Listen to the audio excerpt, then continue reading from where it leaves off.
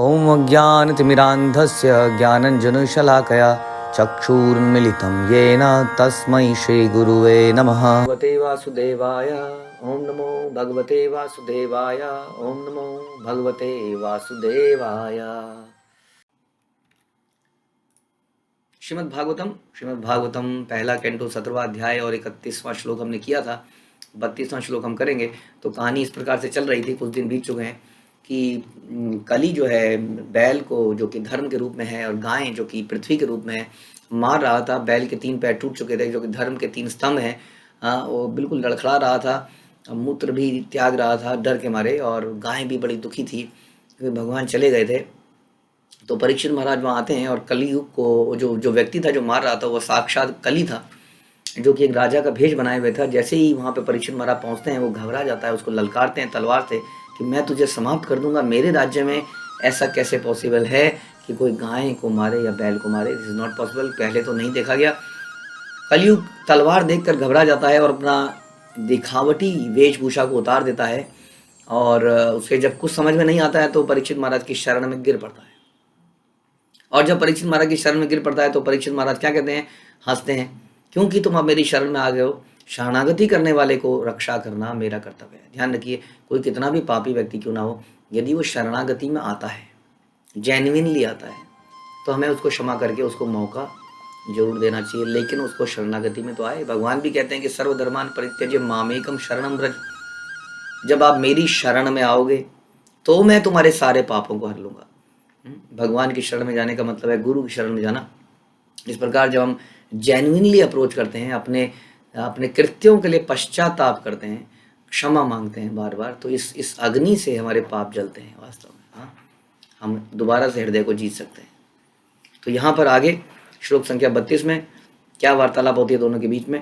त्वां वर्तमानम नरदेव देहेषु अनुपवृतः अयम अधर्म पुगा लोभ अनर्थम चौर्यम अनार्यम अहम ज्येष्ठा च माया कलह च दम्भ।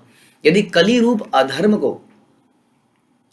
में अधर्म को नर देवता अर्थात किसी कार्यकारी प्रशासक के रूप में कर्म करने दिया जाए, तो इससे पिछले श्लोक में आपने सुना कि तुम मेरी शरण में आए हो, इट्स ओके, बट तुम मेरे राज्य में नहीं रह सकते, क्योंकि यदि मैंने तुम्हें अपने राज्य में रहने दिया तो क्या होगा, वो इस श्लोक में बता रहे हैं कि यदि तुम्हें काम करने दिया गया तो निश्चय ही लोभ, असत्य, डकैती, अशिष्टता, विश्वासघात, दुर्भाग्य, कपट, कलह, दंभ जैसे अधर्म का बोलबाला हो जाएगा। इसलिए इट इज वेरी इंपॉर्टेंट, जब हमें कुछ ऐसी स्थिति दिखती है, जैसे कि संसार, देखिए हम लोग जेल बनाते हैं। जेल किस लिए बनाते हैं? सज्जन व्यक्तियों के लिए साधारण समाज है, और जेल उन लोगों के लिए है जो उन रूल्स को नहीं मानते, जो सज्जन व्यक्ति फॉलो करते हैं। तो उनको उस जगह से हटाना पड़ता है ताकि बाकी चीज़ें खराब ना हो जाएं। जैसा आपने देखा कि कोरोना आया तो क्वारंटाइन किया गया, उन लोगों को अलग कर दिया गया, तो आप संक्रमित हैं, आप अलग रहिए, नहीं तो बाकी भी हो जाएंगे। हाँ, इसी तरीके से जेल बनाई गई। इसी तरह से ये मटेरियल जगत बनाया गया। भगवान के जगत में शुद्धतम लोग रहते हैं, और जिनकी मानसिकता, चेतना दूषित हो जाती है भोग करने की इच्छा से, उनके लिए ये संसार बनाया गया। हाँ, और यहाँ से शुद्ध व्यक्ति ही वहाँ जाता है। संसार एक जेल की भांति है। तो इसलिए अगर ऐसे व्यक्तियों को फ्रीली घूमने दिया जाए तो क्या हो जाएगा? चारों तरफ लोग वैसे ही हो जाएंगे। इसलिए नियम बनाना, कड़े नियम बनाना, सख्ती करना बड़ा अनिवार्य है। यदि ऐसे लोगों को, एक लीडर का ये कर्तव्य बनता है कि ऐसा माहौल बनाए जिसमें कोई भी अपनी मनमर्जी ना चला पाए। एक लीडर को, इसलिए हम डिस्कस कर रहे थे पीछे भी, कि दंडित करना बड़ा अनिवार्य है। कई बार बड़े अपने प्रिय लोगों से कटु वचन बोलने पड़ते हैं, उन्हें डांटना पड़ता है, हाँ, कई चीज़ें करनी पड़ती हैं, जबकि होते प्रिय हैं। ऐसा करते हुए हृदय दुखता है वास्तव में। ये वही व्यक्ति जान सकता है जो ऐसा करता है, उसका हृदय दुखता है, लेकिन वो करना अनिवार्य हो जाता है, क्योंकि इसमें जनसाधारण का भलाई होती है।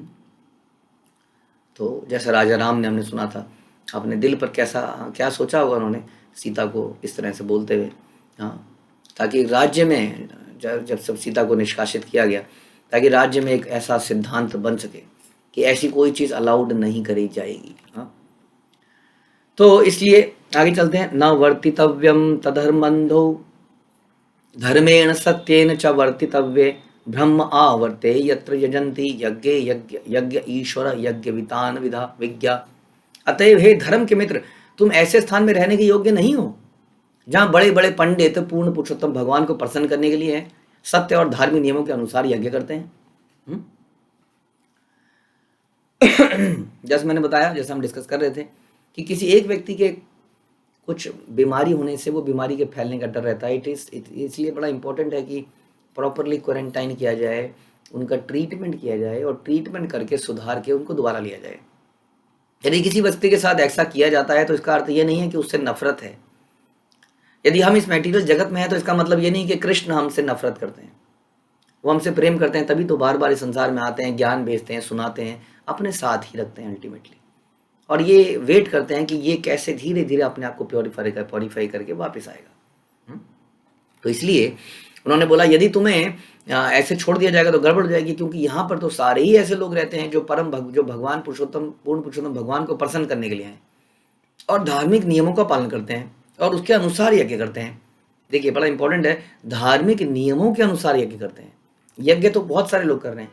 आज की डेट में देखा जाए तो हर कोई एक बोल लेता है लोहे का, टीन का, उसमें 4 लकड़ी जला देता है, मंत्र फूंक देता है और हम कुछ भी करने को तैयार हैं। वो डरा के हमें डरा भी देता है कि ये नहीं करोगे तो ऐसा हो जाए। खासतौर पे यदि किसी ऐसी पवित्र जगह पे चले जाओ आप, वहाँ कई सारे ऐसे पंडित मिल जाएंगे आपको जो आपको कुछ एकदम से शाप देने लगेंगे, आप डर के मारे कहेंगे अच्छा जी करो करो, पीछा छोड़ो, हाँ, और वो आपसे काफ़ी सारे पैसे निकाल के ही छोड़ेंगे। तो ऐसे यज्ञ करने वाले बहुत घूम रहे हैं चारों तरफ, लेकिन जो धर्म के नियमों के अनुसार यज्ञ करता है। भगवान गीता में कहते हैं कि यज्ञों में मैं जप यज्ञ हूँ, समस्त यज्ञों में जप यज्ञ सबसे महान है। ऐसा श्रीमद् भागवत में बोला गया कि कलयुग में जो भगवान का अवतार है वो कृष्ण वर्ण का नहीं होगा, गौर वर्ण का होगा, अपने संगियों के साथ हमेशा होगा और हमेशा संकीर्तन यज्ञ होगा, और जो ऐसे भगवान की पूजा करेगा वो बुद्धिमान व्यक्ति कहलाएगा। ये श्रीमद् भागवतम में 11वें कैंटो में श्लोक आता। हाँ, सुमेधसा, जो सुमेध, जिनकी बुद्धि सुमेध है, मतलब कि बुद्धिमान व्यक्ति हैं, वो ऐसा यज्ञ करेंगे। कौन सा यज्ञ? हरे कृष्णा कृष्ण कृष्णा हरे हरे, हरे राम राम राम हरे हरे। ये है संकीर्तन। जो बुद्धिमान व्यक्ति हैं वो संकीर्तन यज्ञ करेंगे, धार्मिक नियमों के अनुसार यज्ञ। और ये धार्मिक नियम हर युग में अलग होते हैं। हाँ, सतयुग, कलयुग, सतयुग, द्वापर, त्रेता, कलयुग। कलयुग में क्या है? कली काले नाम संकीर्तन। उसमें कहते हैं कि कली काले कृष्ण रूपे नाम अवतार, और बहुत सारे ऐसे श्लोक हैं, हरे नाम एव केवलम, कली नास्तेव नास्तेव नास्तेव गतिरन्यथा। कलयुग में केवल यही है हरिनाम, यही हरिनाम, हरे नाम एंड हरे नाम ओनली, केवल हरिनाम ही कलयुग में हमें तार सकता है। ऐसे अनेक श्लोकों में, रामायण में, हर जगह ये बताया गया कि हरि का नाम ही सुमर सुमर नर उतर ही पारा, कलयुग केवल नाम आधारा। तो इस प्रकार से जो धार्मिक नियमों के अनुसार यज्ञ करते हैं, तो वही लोग यहाँ पर रहते हैं। इसलिए तुम यहाँ पर मिसफिट हो जाओगे, ऐसी जगह में नहीं रह पाओगे। इसीलिए हम लोगों को वैकुंठ में, भगवान के धाम में नहीं जाने दिया जाता, क्योंकि हमारे अंदर बहुत सारी इच्छाएं हैं भोग करने की। हम खुद ही, भगवान कहते हैं भोक्ता हम कहते हैं भोक्ता हम, आई एम द, मैं हूँ। हम अपने आप को भोक्ता मानने लगते हैं, इसलिए हम इस संसार में हैं। तो हमें प्यूरीफाई होना पड़ेगा जब तक हम हृदय से ये नहीं सोचते कि कृष्ण ही भोक्ता है। इसलिए कलयुग को बोला तुम यहाँ रहने के लायक नहीं हो। क्या किया जाए? अब तुम मेरी शरण में भी आए हो। यस्मिन हरि भगवान इज्जमान इज्ज आत्मा मूर्ति, यजताम शम तनोति कामान अधोघान अमोघान, सिर जंगमानाम अंतबहि वायु इव एष आत्मा। समस्त यज्ञोत्सवों में यद्यपि कभी कभी कोई देवता की पूजा की जाती है, लेकिन पूर्ण पुरुषोत्तम भगवान को इसलिए पूजा जाता है क्योंकि वो प्रत्येक के अंतरात्मा है। कभी कभी कोई व्यक्ति किसी देवता विशेष को पूजने लगता है क्योंकि कोई विशेष चीज की आवश्यकता होती है, लेकिन भगवान तो सभी की अंतरात्मा है और वायु के समान भीतर और बाहर है। वायु हमारे भीतर भी है, वायु बाहर भी है। इस प्रकार भगवान हमारे भीतर भी हैं और भगवान हमारे बाहर भी हैं। भगवान को पूजा जाना एक साधारण देवता के पूजे जाने के बराबर नहीं है। इस तरह केवल वे ही हैं जो पूजा करने वालों के समग्र कल्याण करते हैं। और इसकी पुष्टि आप सुनेंगे भागवत गीता में 9.23 में, जिसमें भगवान बोलते हैं ये अप्यन्य देवता भक्ता यजन्ते श्रद्धान्विता, ते अपि मामेव कौन्तेय यजन्त्य विधि पूर्वकम। हे कुंती पुत्र, मनुष्य अन्य देवताओं को जो भी अर्पित करता है वो वास्तव में मेरे द्वारा ही दिया जाता है। उन देवताओं को वो तुम्हें देते हैं किंतु यथार्थ को समझे बिना अर्पित किया जाता है, और ये अविधि पूर्वक है। सुनिए, यजन्त्यविधि पूर्वकम, इस प्रकार की पूजा करना अविधि है। It's a wrong way of worship. इस प्रकार से देवताओं की जो पूजा करी जाती है वस्तुओं के लिए, क्योंकि उन वस्तुओं को मैं ही प्रदान करता हूँ, भगवान कह रहे हैं, ये विधि जो है अविधि है। माना देवता भगवान के द्वारा नियुक्त किए गए ही व्यक्ति हैं, लेकिन उनका इस प्रकार से पूजा जाना अविधि है। भगवान को पूजने से क्या बढ़ती है? भक्ति। क्योंकि भगवान हमारी इच्छाओं को आंख बंद करके नहीं देते हैं। जैसे एक व्यक्ति, एक लड़का बच्चा अपने स्कूल से आया, और स्कूल में उन्होंने देखा कि कोई एक्टर था जो कि ऐसे सिगरेट उछाल रहा था, फटक से मुंह में। उसने सिगरेट निकाली, ऐसे उछाली और मुंह में। हाँ, वो घर में आया, उसने पापा की सिगरेट की डब्बी दिखाई, पापा एक सिगरेट देना जरा, और डब्बी उछाई और मुंह में ठलक, और पापा ने इधर से एक और उधर से दो। तो पापा से अगर वो ये मांगे कि पापा ये एक सिगरेट देना, तो पापा क्या उसकी डिमांड पूरी करेंगे?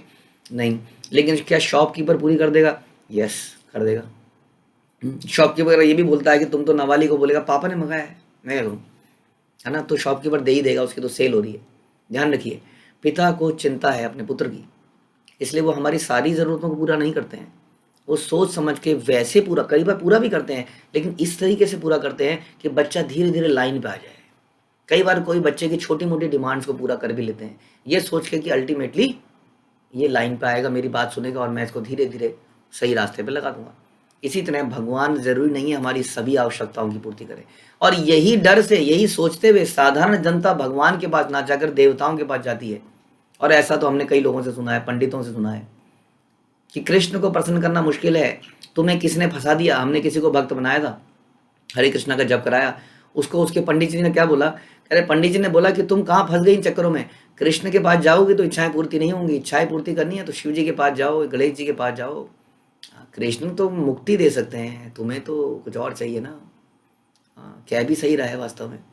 तो भगवान हमारी उन जरूरतों को पूर्ति करते हैं जिनकी आवश्यकता होती है, और ऐसा नहीं है नहीं देते हैं, कई बार देते भी हैं। ध्रुव महाराज को दिया भी, लेकिन इस प्रकार दिया कि उसकी लेने के बाद भी उसकी आसक्ति खत्म हो गई, उस चीज में ही खत्म हो गई। इसलिए ये अविधि पूर्वक है, ये यहाँ पर बताया गया। ओके, वास्तव में देने वाले तो वही हैं। तो सुत गोस्वामी क्या कहते हैं? श्री सुत गोस्वामी ने कहा, सुता उवाच परीक्षिता एवं आदिष्ट सह कली जात वे पुथा तम उद्यत असीम आह इदम दंड पणिम एव उद्यतम। सुत गोस्वामी ने कहा, इस प्रकार महाराज परीक्षित द्वारा आदेश दिए जाने पर कली भय के मारे थर थराने लगा। अब क्या होगा? एक पल तो कहते हैं तुम मेरे शरणागति हो, दूसरे पल कहते हैं तुम यहाँ रह ही नहीं सकते, तो मैं जाऊं कहाँ? वो डर गया। इसका मतलब कोई दोगली बात कर रहे हैं, जरूर अब मेरा गर्दन ही काटेंगे। हाँ, वो थरथरा गया। राजा को अपने समक्ष यमराज के सामने समान मारने के लिए उद्यत देखकर कली ने राजा से कहा, कली भी बड़ा स्मार्ट आदमी है, एकदम से मानेगा नहीं, बड़े ही दिमाग से काम लेगा वो भी। हाँ, तो घबरा गया है कि मैं कहाँ जाऊँ फिर, इसका मतलब तो मैं मारा ही जाने वाला हूँ। तो कली क्या बोलता है? यत्र क्व वात वत्स्यामि सार्वभौम तवाज्ञया लक्ष्ये तत्र तत्रापि त्वामात्ये शुष रासनम। हे राजा, मैं आपकी आज्ञा से चाहे जहाँ भी रहूं और जहाँ कहीं भी देखूं, वहाँ केवल आपको ही धनुष बाण लिए हुए देखूंगा। मैं कहाँ जाऊं? मैं आंख भी बंद करूंगा तो मुझे ऐसा लगेगा कि आप मुझे मारने के लिए खड़े हैं। हाँ, मेरे को तो सदमा सा हो गया है। हाँ, एक तरह से अब मैं क्या करूं, कहाँ जाऊं? जहाँ देखूंगा, जहाँ जाइएगा हमें पाइएगा। वो कहने कैसे, कहाँ जाएं हम आपको छोड़कर? तो मैं क्या करूं? आज वास्तव में मेरी प्राणों की रक्षा कैसे होगी? मैं तो आपका शरणागत हूँ। तन्मे धर्म भृताम श्रेष्ठा स्थानम निर्देष्टुम मर्हसि यत्रैव नियतो वत्स्या आतिष्ठनते अनुशासनम। अतएव हे धर्म रक्षकों में श्रेष्ठ, कृपा करके मेरे लिए कोई स्थान निश्चित कर दीजिए जहां मैं आपके शासन के संरक्षण में स्थायी रूप से रह सकूं। ठीक है, ओके, मेरे रहने से हो सकता है बाकी लोग करप्ट हो जाएं, लेकिन मुझे कोई ऐसी जगह बता दीजिए ना फिर जहां पर मैं रह सकूं। और जैसे कहते हैं ना, मुझे क्वारंटाइन हाउस हो दो। अब जैसे कोरोना फैला था तो लोग कह रहे भैया कहाँ जाएं, हॉस्पिटल में तुम घुसने नहीं दे रहे हो, घर में जाएंगे तो बाकी हो जाए, तो हम कहाँ पे रहें? तो फिर क्वारंटाइन हाउसेज बनाए गए, है ना, जहाँ पे ऐसे लोगों को रखा गया कि आप लोग सब यहीं रहिए, यहीं पर आपको ऑक्सीजन दी जाएगी, कोई हॉस्पिटल की आवश्यकता नहीं है, केवल आपको ऑक्सीजन मिल जाए, थोड़े दिनों में आप रिकवर कर जाओगे, ऐसी जगह बनाई गई ना। तो कलयुग भी कह रहा है जी मेरे लिए कुछ ऐसी जगह तो दे दो, कहाँ पे रहूँ मैं स्थायी रूप से, आखिर मैं भी तो जीव ही हूँ, आपकी शरणागति हूँ, क्या करूँ मैं, अब मैं दूषित हूँ, सुधरना चाहता हूँ, लेकिन तब तक के लिए कोई जगह तो दो। सुत गोस्वामी ने कहा, सुत उवाच अभ्यर्थिता तदा तस्मै स्थानानि कलये ददौ द्युतं पानम स्त्रिया सुना यत्र अधर्म चतुर्विधा। तो उनको कुछ रहने की जगह दी गई। जब उन्होंने इस प्रकार से याचना करी राजा परीक्षित थे, तो उन्होंने कुछ स्थानों पर रहने की अनुमति दी। वो कौन से स्थान है, ध्यान से सुनिए, इन जगहों में गलती से भी जाना नहीं है। इन जगहों में यदि हम चले गए तो समझ लो फंस गए, क्योंकि कलयुग का वास है इन जगहों में। ध्यान से सुनिए, इन जगहों में हम अक्सर चले जाते हैं। कौन सी जगह है, जहाँ पर जुआ खेला जाता है। आप कहते हैं जुआ तो हमने नहीं खेला प्रभु जी, हम तो नहीं खेलते हैं। जुआ का एक सोफिस्टिकेटेड नेम है कैसीनोज। हम लोग कैसीनोज में जाते हैं, लोगों की इच्छा होती है हम जाएंगे, अमेरिका जाएंगे, लास वेगास नहीं क्या, Las Vegas, yes Las Vegas जाएंगे, नेपाल जाएंगे, हाँ कसीनो में थोड़ी देर खेल आएंगे, हम तो खेल ही तो रहे हैं और क्या कर रहे हैं। अब वहाँ घुस रहे हैं ना, अब जरूरी नहीं है कि कसीनो में ही, दिवाली आने वाली है, बस थोड़ी सी दूर है दिवाली। हाँ, लोग अपने नोट जमा कर रहे हैं किस तरह, क्योंकि दिवाली के दिन वो अपना भाग्य आजमाएंगे। हमने सुना है कई घरों के अंदर ये रिचुअल है। क्या रिचुअल है, कि घर में बैठ के जुआ खेलना अनिवार्य है। ये हमें मालूम है, हमने, आपको पता नहीं, पता है कि नहीं, कई घरों में दिवाली के दिन जुआ खेला ही जाता है। ये वहाँ का रिवाज ही है कि जुआ खेलना है, पैसे के लिए कुछ खेलना है। तो इस प्रकार से जहाँ पे जुआ खेला जाए वहाँ कलयुग का वास है। जहाँ पे शराब पी जाए, इसका मतलब आजकल के सारे रेस्टोरेंट में शराब पी जाती है, बियर बार, विस्की बार, ये सारे बार्स हैं जहाँ पे शराब पी जाती है। वहाँ पर कौन बैठा है, हाँ वो काला मुस्टंडा सा एक आदमी है, जो कि बड़ा लंबा चौड़ा है जो कि बाउंसर है, क्या पता वो बाउंसर है या कलयुग वहाँ पे खड़ा है, क्या पता बियर देने वाला व्यक्ति कलयुग है, कलयुग वहाँ पर है। और आजकल लोग कलयुग को घर में ले आए हैं। मैंने ऐसा देखा है, लोग ड्राइंग रूम बनाते हैं, लोगों की ख्वाहिश देखिए। पहले ज़माने में लोगों की ख्वाहिश होती थी कि ये घर है, इस ड्राइंग रूम में भगवान का सुंदर मंदिर बनाएंगे, जो आएगा मंदिर को देखेगा। अब आजकल क्या इच्छा है, घर में जैसे आएगा एक बहुत अच्छा बार होना चाहिए, घर के कॉर्नर पे लकड़ी का, ऐसे खुले तो ऐसे खुल जाए, और ये बंद है, उसके अंदर बड़ी अच्छी सी बोतलें पड़ी हों, पुरानी पुरानी, ओल्ड मॉन्क, हाँ 400 ईयर्स ओल्ड। देखो देखो आओ, 400 साल पुरानी विस्की है, कल पिए, एक पैक पिएगा। हाँ देखिए मेरा बार देखने, लोग बार देखने आते हैं दूसरे को घर में, और फिर इच्छा पैदा करते हैं, काश मेरे घर में भी ऐसा बार होता। हाँ, पहले लोग कहते थे काश मेरे घर में भी ऐसा मंदिर होता so mandir has been replaced by bars and televisions and all those things. हाँ, घर के सेंट्रल जगह पे मंदिर हुआ करता था, अब मंदिर बेचारा साइड में हटता जा रहा है। एक हमने बच्चों की स्टोरी है, उसमें भी हमने इस तरह से बताया था। उसमें 3 जनरेशन दिखाई गई, दादा, बेटा और उनका बेटा। तो देखा कि दादा का पहले घर था, दादा के घर में बहुत बड़ा मंदिर था, फिर वो बेटा वहाँ पर आया, तो बेटे की कुछ ज़रूरतें बड़ी, बोला बेटा ये पापा ये मंदिर अब ठीक है, थोड़ा सा इसको साइड में कर दीजिए, यहाँ पे मुझे अपनी कुछ पेंटिंग लगानी है, कुछ टेबल लगानी है। तो मंदिर थोड़ा साइड में हो गया, वहाँ पे वो पेंटिंग, अब उसका भी बेटा आया।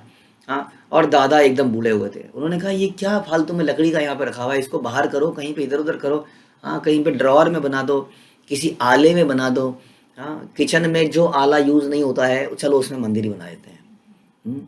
एक घर के ड्रॉअर में कुछ यूज़ नहीं होता है, ड्रॉअर के अंदर लड्डू गोपाल, वाह बेचारे घुटन में रहते हैं, खोलो खोलो, तो ड्रॉअर के अंदर हैं, किसी कोने में है।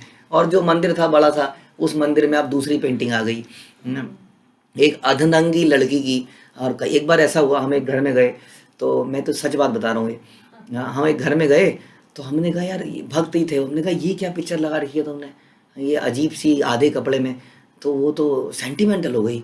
हमने कहा क्या हो गया, और इस जवानी में मैं आर्टिस्ट थी, मैंने बनाई है, तो आप ऐसा कैसे कह सकते हैं हमारी पेंटिंग को। तो हमने कहा बेड़ा गर्क हो भैया, हाँ तो ऐसा हो गया है। तो वहाँ पे पेंटिंग्स ऐसी लगी हैं, वो मंदिर बेचारे दादाजी का मंदिर टूट गया, साइड में हो गया। तो हम क्या बता रहे थे कि शराब में, शराब पीने वाली जगह में कलयुग का वास होता है, जब हम घर में ही शराब पीने लग जाएं। तो कलयुग तो इसका मतलब घर घर में पहुंच चुका है। ध्यान से रखिए, एक बड़ी ऐतिहासिक घटना है ये। कलयुग कहाँ कहाँ रहेगा ये बताया जा रहा है इसमें। जुआ खेलने वाली जगह, हाँ, ये भी घर में आ गई है। आजकल लोग, मैंने ऐसा सुना है कि कई लोग आजकल मोबाइल में ही जुआ खेलने लगे हैं। बड़ा इजी हो गया जुआ खेलना, मोबाइल में ही गेम खेलते रहते हैं। अभी हमें कोई बता रहे थे कि कुछ लोग ऐसे हो गए हैं जो मोबाइल में ही खेलते रहते हैं पूरे दिन। हाँ, कुछ सामान लेने जाते हैं तो भी उसी में खेल रहे हैं, काम काज नहीं करेंगे लेकिन खेलते रहेंगे। हाँ, जुआ इत्यादि चीज़ें। प्रभुपाद तो इवन ऐसी चीज़ों को खेलना भी जुआ ही मानते थे। जैसे total waste of time, like a video game. हम वीडियो गेम खेल रहे हैं, काम करने को बोला जाए, काम नहीं, ले आओ ना, खाना नहीं बना सकती हो तुम, ये नहीं कर सकती हो, देखो ना मैं काम कर रहा हूँ, क्या काम कर रहे हैं, वीडियो गेम खेल रहे हैं बड़े बड़े लोग भी। हाँ, तो इस प्रकार से जुआ खेलना, शराब पीना, वेश्यावृत्ति, इसके बारे में क्या बोलें। वेश्यावृत्ति बड़ी सोफेस्टिकेटेड हो गई है। पहले तो एक वैश्यालय अलग से एक जगह होती थी, जहाँ पर अगर आप गए तो जाने में डरते थे, क्योंकि कोई जान पहचान कहीं वहीं पे जाता हुआ मिल गया तो क्या होगा। वो भी उसी जगह पे पहुंचा हुआ है, आप भी उसी जगह में पहुंच गए, कितना खतरा है सोचिए। आपको माना एक एरिया में बोला जाए कि इस एरिया में वैश्यालय है, अवैध स्त्री संबंध होता है, आपकी इच्छा हुई आप गए, लेकिन कितना डर के मारे। पहले तो मास्क भी नहीं होते थे, अब तो मास्क में छुप छुपा के चला जाएगा, कोरोना है जी, क्या करें, छुप के जा रहे हैं, कौन पहचानेगा। अब पहले तो ऐसा नहीं था, तो डर लगता था ऐसी जगह में जाने में, क्या पता दरवाज़ा खोलूँ और कोई अपना ही जान पहचान का मिल जाए। लेकिन अब क्या हो गया है, आप कॉल कीजिए, आपके घर में ही उपस्थित है सब कुछ। घर वाला कोई नहीं है, चलो लेट्स एंजॉय। सब लोग गए हुए हैं, लेट्स एंजॉय। नौकरी करने बहाने गए, कहीं चले गए। तो कितने तरीके से आदमी ने इस चीज़ को कैसा बना दिया है। तो वैश्यावृत्ति हर घर का बन गया है, बच्चा बूढ़ा सब लगे हुए हैं। सब शर्म से सामने नहीं कर रहे हैं, बस केवल आंखों का थोड़ा सा अभी भी शर्म रह गई है, आंखों की थोड़ी सी शर्म रह गई है कि सामने सामने नहीं कर रहे हैं। टीवी को सब देख रहे हैं, टीवी में जैसे कोई भद्दा गाना आ रहा है, बच्चा भी नज़र मार रहा है, बाप भी नज़र मार रहा है, किसी की नज़र हट नहीं रही है टीवी से, दादाजी भी कोने से बैठ के हल्का हल्का देख ही ले रहे हैं। हाँ, देख सब रहे हैं, सामने सामने कुछ नहीं कर रहे हैं, फिर अपने अपने कर्मों में, कमरों में जाके कुकर्म कर रहे हैं। क्योंकि जैसा सोचेंगे, ध्यायते विषान पुंसा संगस्तेषु उपजायते, संगात उपजायते कामा, काम तो ऐसे ही पैदा होगा, देख के सोच के। तो वैश्यावृत्ति घर घर में आ गई है, जहाँ पे स्त्री पुरुष के संबंध खत्म हुए हैं, जो वैलिड संबंध थे, और जहाँ पशुवध होते हैं। ये चौथी जगह, जहाँ पशुवध होते हैं। अब तो पशु घर घर में पकता है। हाँ, हमारे कुकर में मुर्गे की टांग पकती है। और वहाँ उसी कुकर में आप आलू, हाँ, गोभी भी पकाते हैं। हाँ, उसी तो इस प्रकार से आप देखा जाए तो ये सारे जो जगह हैं, ये आप घर घर में पहुंच चुकी हैं। इसका मतलब कलयुग घर घर में पहुंच चुका है। जीव गोस्वामी इसमें बताते हैं, थोड़ा सा हम पढ़ते हैं। जीव गोस्वामी बताते हैं कि शास्त्रों के सिद्धांत विरुद्ध मद्यपान तथा सौत्रामणि यज्ञ, बिना विवाह की स्त्रियों की संगति करना, तथा शास्त्रों के आदेश के विरुद्ध पशुवध ये अधार्मिक करते हैं। ये बहुत बड़े अधार्मिक करते हैं। बिना विवाह के स्त्रियों की संगति करना, ये बहुत बड़ा अधार्मिक कार्य है। और प्रभुपाद इसमें बहुत सारी चीज़ें लिखेंगे। लगभग प्रभुपाद हमें 3 मुख्य पॉइंट बताएंगे कि राज्य कैसे चलना चाहिए। चौथा 5 मुख्य पॉइंट बताएंगे कि राज्य कैसा चलना चाहिए। लेकिन इसके लिए हमें काफ़ी समय लगेगा, कैसे समाज को हमें चलाना चाहिए। प्रभुपाद ने बहुत डिटेलिंग करी है अपने पर्पट्स में, तो बड़ा ध्यान से पढ़ेंगे। लेकिन आज के लिए इतना जानना जरूरी है कि इन 4 जगहों पर, जुआ खेलने वाली जगह, शराब पीने वाली जगह, वैश्यावृत्ति वाली जगह और पशुवध जहाँ होते हो, इन 4 जगहों पर कलयुग का वास है। इन 4 जगहों से हमें बचना चाहिए। ठीक है, ओके। हरे कृष्णा। श्रील प्रभुपाद की जय। ग्रंथराज श्रीमद् भागवतम की जय।